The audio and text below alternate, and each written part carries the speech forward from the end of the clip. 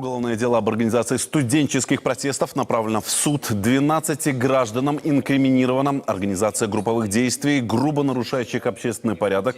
Действия происходили с августа по ноябрь прошлого года. Среди обвиняемых бывший ассистент кафедры одного из вузов, а также молодые люди, самому старшему из которых 21 год.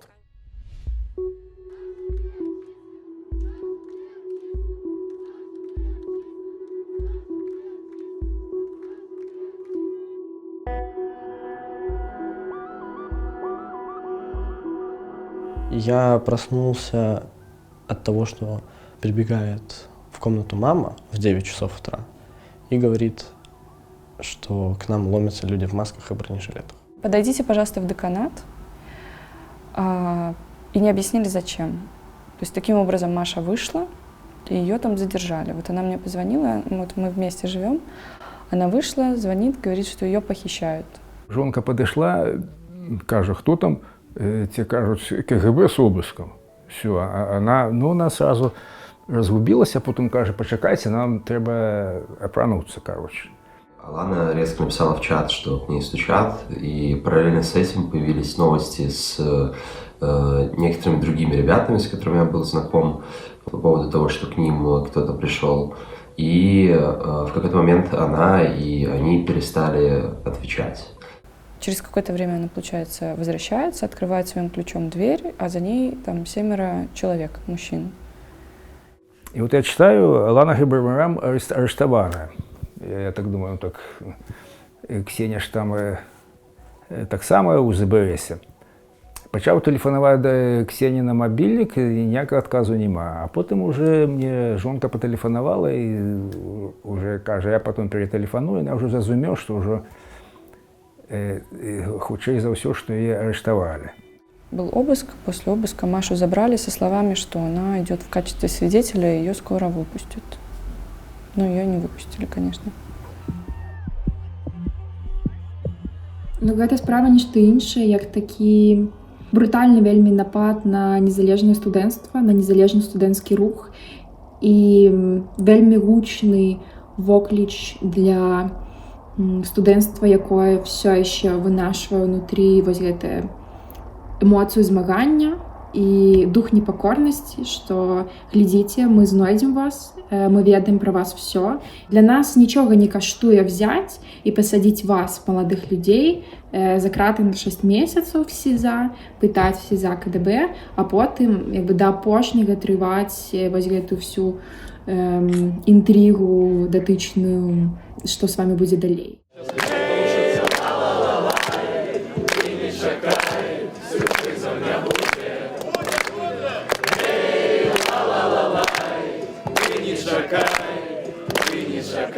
У дзяцінстве яна была вельмі сціплай дзяўчынкай, яна ўсяго баялася. Напрыклад, яна ходзіла ў музычную школу, і ей было вельмі цяжка выступаць на сцэне. Это для яе была паніка.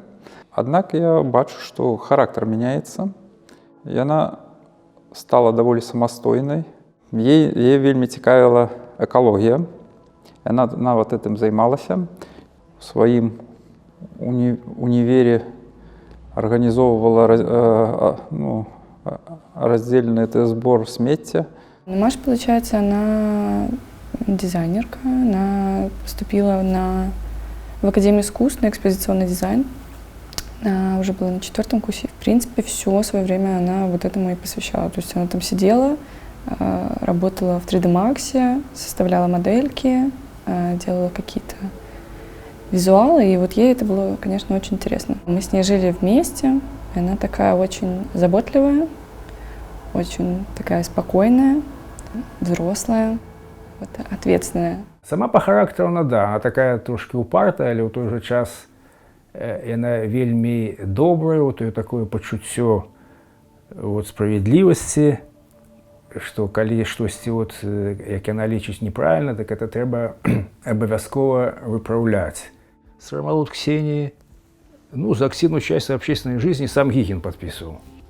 Набрала там шмат баллов, она 2 поста взяла на этих вступных экзаменах, испытах. Получается, что я единственный, кто в статусе подозреваемого. Наверное, за исключением одного человека. Вот, то есть 2 человека, которые в статусе подозреваемого, и мы достоверно это знаем, смогли не попасть в руки КГБ. Это я и моя коллега, если можно так сказать, Настя Кривошеева с МГЛУ. Ну, она занимается танцами всю жизнь. Всю жизнь с детства, лет, наверное, с 7 она танцует. Ну, народные, народно-сценические, танцы народов мира. Вот, и мы вместе разделяем это, как бы, эти интересы. Вот. Но я уже прекратила, она вот все еще поддерживает, продолжает. И не отпускает, потому что ей это нравится. Как она говорит, она становится ближе со своей народностью, вот с этим всем, с историей. Ксения написала, что я хочу зробити. І от по пунктам перелічено. Тут написано: «Сустрэць світанак на прыродзе, на даху хмарачоса, напісаць і выдаць уласную кнігу, з'ездзіць у Сеул, Ісландыю, ЗША, Брытанію, Берлін, апынуцца на беразе акіяну, з'ездзіць у горы». КГБіст пачытаў і кажа: і што гэта атрымоўваецца это рабіць? Я не памятаю, это маці сказала, ці дачка сказала, кажа: да, штосьці атрымоўваецца.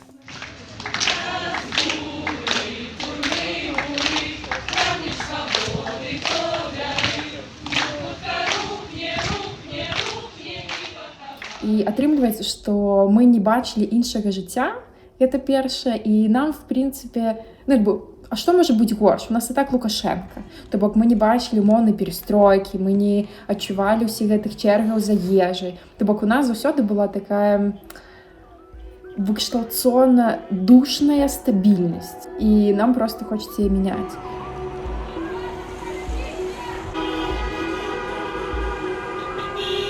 Студенты пришли учиться, учитесь. Кто хочет, тот пусть учится. Кто вышел в нарушение закона на несанкционированной акции, он лишается права быть студентом. Пожалуйста, отправьте их, как я говорил, кого в армию, а кого на улицу. Пусть ходят по улице, но они должны быть отчислены из вуза. То же самое преподаватели, их тоже единицы, но которые гадко себя ведут в вузах. Мама всегда высказывалась о каких-то несправедливостях и боролась, что ли, за правду. Ей не столько было важно, как и что конкретно происходит, ей было важно, что вот это неправильно и это несправедливо. Наш студэнт Дмітрый Мазура публічна выказаў сваю грамадзянскую пазіцыю пра тое, што нельга быць абыякавымі і што гэта можа закрануць кожнага з нас. Вынік 38 сотняў арышту. И видеообращение, и поддержка Дмитрия Мазура, и петиция в ректорат университета, и прошение о том, чтобы не отчисляли репрессированных студентов. У мамы вместе со мной есть еще и сестричка моя. Вот, и когда все произошло, мы решили от греха подальше ее увезти к тете. И вместе с ней отправилась бабушка. Ну и мы решили ей ничего не говорить пока. Очень много плакала, спрашивала, почему мама мне не звонит. Она пишет письма, почему она не звонит, не пишет мне там в мессенджерах где-нибудь. Пишет письма на листочках, почему она не может мне позвонить, почему она не может мне по видео позвонить. Она точно в командировке, а вдруг она заболела, а вдруг она вообще умерла, то есть, может, вы мне врете. Беларусь!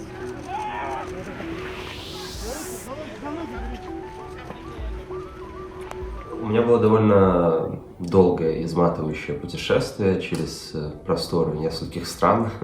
Я поехал в Россию нелегально через границу, потому что тогда из-за ковида ФСБшные посты стояли. За 3 дня большую часть времени в дорогах. Там дорога до России, потом до Москвы, потом с Москвы до Украины, потом с Украины до Киева. Вот, потому что транспорта прямого там, ну, как бы практически нет, там надо постоянно пересаживаться, какие-то делать сложные процедуры. Но в итоге я доехал до Киева. Вот буквально 16 числа я уже был в Киеве и виделся со всеми своими друзьями, коллегами, которые тоже уехали. Единственное, что она научила своих сокамерниц танцам. Они выучили уже в районе 30 танцев народных. Вот. И каждую прогулку выйти, понаблюдать за тем, что происходит вокруг, за погодой и потанцевать. Она научилась рисовать, рисует по памяти изображения наших кошек, всякие кактусы и все остальное. Вот. И из того, что еще она писала, она спортом занялась. З усіх гэтых лістов я могу сказаць толькі адно, што гэтых людзей нельга ахарактарызаваць ніяк іначай, чым жалезабетон.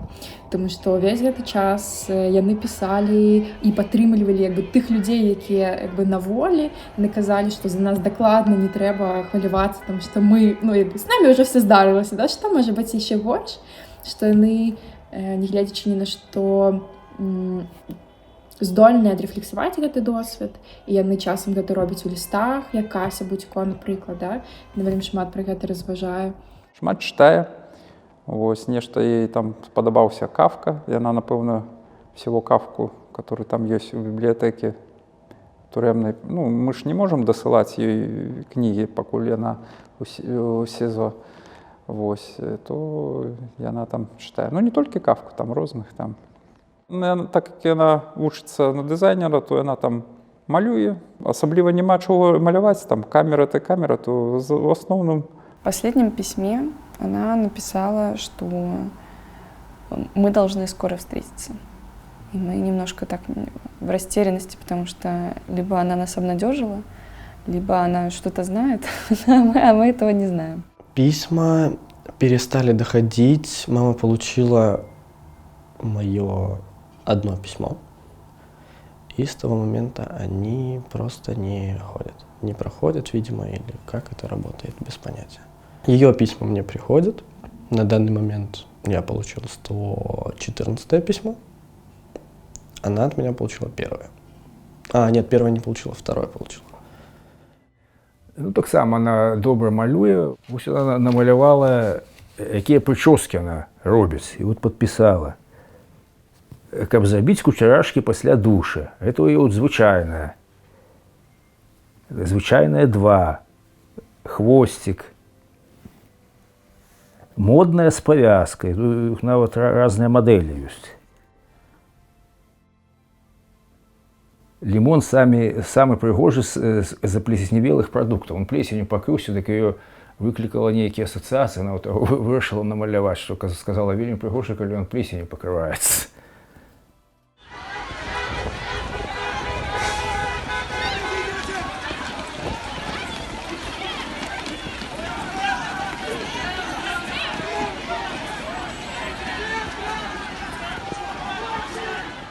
Я думаю, что виделась очень большая опасность для режима и до сих пор видится, потому что, как показала забастовка 26 октября, именно студенты были те, кто дольше всех продержались, потому что начиная с 1 сентября и по начало ноября именно в студенческом сообществе каждый день были протесты, да, вот как лозунг на марше. Каждый день вот единственная группа, которая смогла его потянуть, это были именно студенты. И, видимо, в связи с этим они решили быстро и жестко разобраться. Губовик, видимо, просто долгое время не мог провести никаких задержаний и остановить спонтанные акции. Вот. И когда за дело взялось уже КГБ, это как бы высшая инстанция, которая может заниматься какими-то расследованиями и политическими репрессиями, они смогли как бы относительно в короткий срок, а именно за 11 дней ноября, понять, кого стоит накрыть, чтобы как минимум утихомирить студенческие протесты. С этой точки зрения, конечно, у них это получилось, да, но арестовали много людей, причем людей, скорее всего, ни в чем реально серьезном не задействованных, да, и, естественно, это не очень аккуратная работа. Спаткання там, як воно звичайно проходить.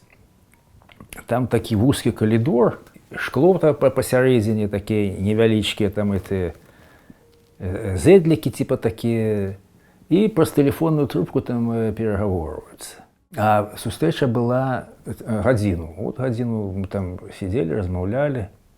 Ну, про все, про побут, вона все питалася, як вдома, там, про сяброў, про сваякоў, там, ну, як звычайно все. Падрыхтавалася, ну, видно, там нейкую трохі прычоску зрабіла там, і трохі нават вусны падмалявала там. Ну, выглядала, і тим больш настрой быў такі добры, она, ну, выглядала нормально. Это, у яе такі быў уздым, было відаць, что она бодро выглядала в этот день. У нашей мамы получилось встретиться с Машей. Маша выглядит просто отлично. Очень видно, что она за собой ухаживает и пытается как-то вообще держаться со всех сил. Ну, не сильно изменилась. То есть ее тюрьма не сломала, она наоборот держится, поддерживает, умудряется поддерживать нас. Я ходил на свидание, поплакали, и мама, и я пустили слезинку, и посмеялись, и поплакали, и поругались. И мама на меня немножко вставила мне пистонов немножко за там какое-то разгильдяйство минимальное. Суд будзе цягнуцца амаль месяц. Ну, гэта, в прынцыпе, тлумачыцца таўшчынёй справы і колькасцю людзей, якія аказаліся на лаве падсудных. Настрой ее добрый. Конечно, она разумеет, что термины ей дадут. Мы бачим, что дают всем, и чтоб там не робили, все равно дадут. Ну, спадзявацца на суд это можна толькі тады, калі гэта сапраўды суд. А калі это, ну, это ж не суды, тое, што у нас зараз. Это ўсё робіцца по замове, як нейкае шоу. Это вот як команда зверху будзе, вот они так и зробят. Я не вижу никаких конкретных и объективных поводов для того, чтобы ее в чем-то обвинить. Я думаю, что это некорректно называть судом, потому что строго по дефиниции суда не подходит ни одно белорусское заведение, которое обычно именуется суд. Я бы назвал это судилище. И, как мне кажется, на этом судилище, скорее всего, дадут сроки. Скорее всего, это будет либо домашняя химия, либо там, химия в колонии. Но уже многие смирились частично, в том числе и я, с тем, что мы можем очень долго не увидеть вживую наших друзей. Конечно, дочка потрапила под гэты каток. Ну, цяжка ёй, нам таксама цяжка. Будем спадзявацца, што нечым, скажем так, больш станоўчым скончыцца. Можно просто говорить без умолку, без конца, но просто хотелось бы еще раз сказать, что люблю ее и обняться.